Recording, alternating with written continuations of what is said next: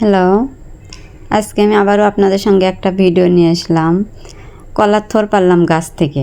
আপনারা কে কী বলেন তা জানি না, আমরা কলার থোর বলি।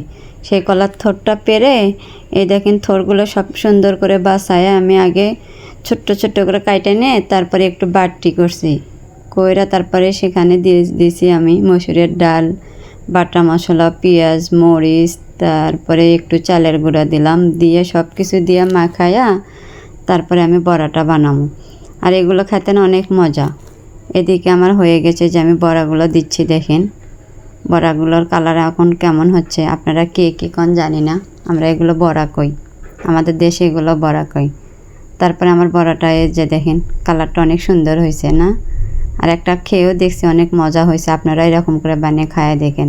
তারপরে আমি কয়েকটা থোর ছিল এই যে কান্দি, সেগুলো দিয়ে আবারও নতুন করে আমি ভাজি করলাম। এই ভাজিটা খেতে না অনেক মজা হয়, আপনারা এভাবে খাইয়ে দেখেন, অনেক মজা হয়। যারা যারা খান নাই তারা খাইয়ে দেখেন।